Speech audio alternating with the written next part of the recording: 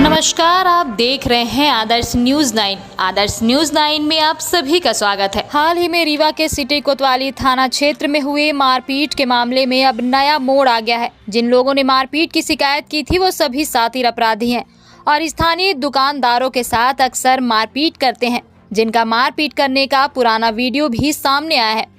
दरअसल हाल ही में सिटी कोतवाली थाना क्षेत्र में एक मारपीट का मामला सामने आया था, जिसमें अधिवक्ता विजेंद्र गुप्ता पर कुछ लोगों ने मारपीट का आरोप लगाया था। लेकिन इस मामले में अब नया मोड़ आ गया है और जिन लोगों ने मारपीट की शिकायत की थी वो खुद साथी अपराधी हैं और अक्सर दुकानदारों के साथ मारपीट और विवाद करते नजर आते हैं। इन साथी बदमाशों का मारपीट करने का वीडियो भी सामने आया है। मारपीट करने वालों में सनी सरदार सहित कुछ लोग शामिल हैं जो शराब का सरगना भी है। अधिवक्ता विजेंद्र गुप्ता के ऊपर इन लोगों ने मारपीट का आरोप लगाया है, जबकि अधिवक्ता विजेंद्र गुप्ता मारपीट की घटना में बीच बचाव कर रहे थे। इन लोगों ने पहले अधिवक्ता के ऊपर मारपीट का आरोप लगाकर पुलिस में शिकायत कर दी थी, जबकि ये सभी खुद ही साथी अपराधी हैं। अधिवक्ता विजेंद्र गुप्ता ने मारपीट की घटना का वीडियो दिखाते हुए न्याय की गुहार लगाई है और निष्पक्ष जाँच की मांग की है। गुरुवार की रात की ये घटना है। उसके पूर्व में एक दिन पहले बुधवार की रात को गांधी कॉम्प्लेक्स पार्किंग में हमारे अकरम खान की एक पार्किंग है, गाड़ी साइकिल स्टैंड, वहाँ पे अराजक तत्व सौरभ कचेर उर्फ सोनू, सनी सरदार बांसघाट का जो आततन आरोपी और अपराधी है, ये लोग कई लोग उपद्रव मचा रहे थे। मेरे मना करने के बाद वहाँ पुलिस आई और उनको थाने ले गई। फिर चूँकि बात मोहल्ले के होने के कारण वहाँ समझौता नामा में उसने कहा कि मुझे कोई बात विवाद नहीं करनी है। मैंने भी कहा कि कानूनी कार्रवाई मैं नहीं चाहता और मैं नहीं चाहता इनके ऊपर मुकदमा लगे। मैं अधिवक्ता पेशे का व्यक्ति हूँ, साफ सुथरी छवि का व्यक्ति हूँ और पड़ोस में दुश्मनी लेना अच्छी बात नहीं है। तो मैंने उसको एक छोटा भाई समझकर समाज परिवार का, क्योंकि भावना मेरी अच्छी है, मुझे पद प्रतिष्ठा अगर मिली है तो उसका मैं उपयोग करूँ, दुरुपयोग ना करूँ। मैंने उसको एक पत्र के द्वारा, हम दोनों का एक समझौता हो, जो मेरे पास पत्र है मैं वो आपको दूंगा। वहाँ से घटना चालू हुई और वो समझौता कर रात में ड्रिंक व्रिंक काफ़ी पी हुए थे, वो चले गए। अब चले जाने के बाद जब दूसरे दिन फिर रूटीन की तरह गुरुवार के मैं अपने कोर्ट से घर जा रहा था और घर में गुरुवार व्रत होने के बाद जब मैं घर से निकला तकरीबन 8:01 के आसपास उन लोगों ने 8 से 9 लोग नकाब पोस्ट के तर्ज पर अशोक मिष्ठान की पार्किंग है वहाँ से चालू किया मेरी रैकी लगाना, यानी मेरा घेराव करना। कुछ लोग वहाँ, कुछ लोग यहाँ। गोयल ब्रदर्स के सामने कैमरा है, मैं 8:01 में मेरे पास वीडियो है।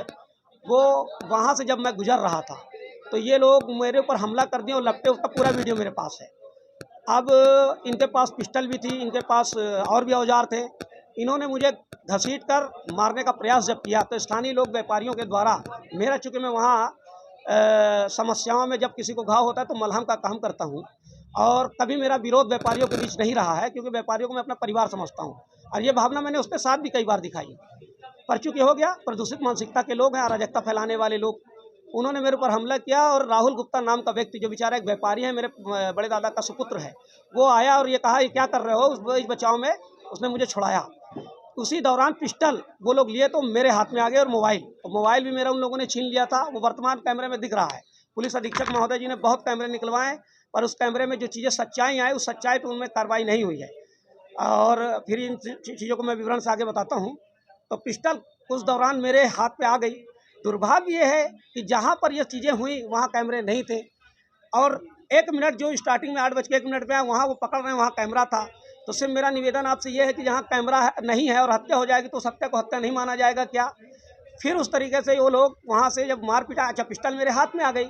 डिफेंस, क्योंकि मैं एक एडवोकेट हूँ और डिफेंस मेरा राइट है, तो मैंने उस बीच बचाव में, क्रोध हर व्यक्ति को आता है। ये बात है कि अगर मैं मार जाता या मेरे ऊपर कोई चोट हो जाती तो ऐसा मान सम्मान जो मेरी मृत्यु कारित कर दे, तो ऐसा मान सम्मान झूठा तो नहीं होगा। मैं सम्मान करता हूँ गांधी जी की सीखों का, पर मेरे ऊपर कर्ज भगत सिंह की चीखों का। मैंने अपना डिफेंस किया। मेरा दुर्भाग्य ये है कि पिस्टल मेरे हाथ में थी। अब वो सीसीटीवी फुटेज जब आया तो उसके दौरान पुलिस ने प्रथम दृष्टि के दौरान मुकदमा दोनों तरफ से बना। तो मेरे साथी अफजल अली रिंकू के हाथ में चोटें थी तो काउंटर केस हुआ, उधर भी काउंटर केस हुआ। पिस्टल आने के बाद, चूँकि मैंने अपने बयान में प्रथम दृष्टि में बताया कि मेरे पास पिस्टल है, राजू भैया क्लिप साइलेंट, तो मेरे पास पिस्टल का उल्लेख मैंने बयान पे किया। पीआई साहब ने कहा हम इसकी जांच कराएंगे। हमने कहा करा लीजिए श्रीमान, जब आप कहेंगे मैं आ जाऊँगा। उसी दिन से सौरभ कचेर और सनी सरदार गायब थे, वो नहीं आए। एक छोटा सा बच्चा कोई उनके परिवार का था, वो भीड़ में कैसे गिरा, क्या हुआ, वो गया, उसको फरियादी बनाकर चीख चिल्लाट करके उन्होंने काउंटर केस कराया। मैं पहले दिन से पुलिस के संपर्क में हूँ, मेरी एफआईआर हुई, उसके लिए धन्यवाद के पात्र हैं थाना प्रभारी जी। उन्होंने उनका भी काउंटर केस किया। ये राजनीतिक व्यक्ति होने के कारण मैं एक कांग्रेस का छोटा सा सिपाही हूँ, नेता मुझे संबोधित किया जा रहा है, मैं कांग्रेस का छोटा सा सिपाही हूँ, जिसको भाजपा कांग्रेस बनाकर इस तरीके से इन्होंने मेरी छवि खराब करने का काम किया। और थाना प्रभारी के ऊपर कई अनर्गल उन्होंने आरोप लगाए। क्योंकि मैं पेशे से वकील हूँ, आप लोग से भी जुड़ा हूँ, तो आपने मुझे कभी अपराध की सलाह दी ना, मैंने कभी आपका अपराध की सलाह दी। क्योंकि समाज के चौथे स्तंभ आप हैं और मैं एक कार्य प्रणाली न्याय व्यवस्था से आता हूँ, तो हम लोग नहीं एक दूसरे से मिलेंगे तो कौन मिलेगा।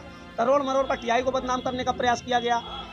एसपी महोदय के ऊपर अनर्गल उन्होंने आरोप लगाए। उन्होंने ये तक कहा कि थाना मैं चलाता हूँ।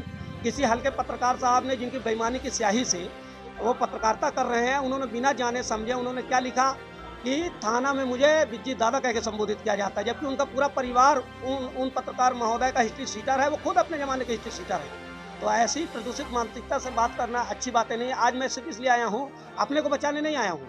मेरे ऊपर मामला हुआ, मामला चला, मुझे बेल मिली। मैं सिर्फ इसलिए आया हूँ कि उन्होंने 3-4 रंग दिए, जो मैं आपके सामने मेन करना चाहता हूँ। घटना का विवरण वहाँ से स्टार्ट हुआ, वो लूट की श्रेणी में आता है। मोबाइल गया 4 घंटे बाद मेरा मोबाइल, जब मैंने अपने किराएदार के ऊपर, उनके रिश्तेदार ने मैंने दबाव बनाया कि मेरा मोबाइल चाहिए, 12:30 बजे रात मोबाइल आया। इसका बयान लिया जा सकता है वीरेंद्र सिंह तोमर। दूसरा सनी सरदार एक आततन अपराधी है, जिसके ऊपर 327 के कम से कम 25 से 30 मामले हैं, दारू बेचने का स्मगलर है। और वर्तमान में कई ऐसे मामले हैं जिसमें वो संलिप्त है। 3 मामले तो ऐसे जिनके आरोपियों की तरफ से बाकी मैं लड़ रहा हूँ। तो मेरा ये मानना है कि ऐसे लोगों को के ऊपर सख्त कार्रवाई होनी चाहिए। उन्होंने एक धार्मिक आस्था का आरोप लगाया कि मैं भंडारा कराता हूँ।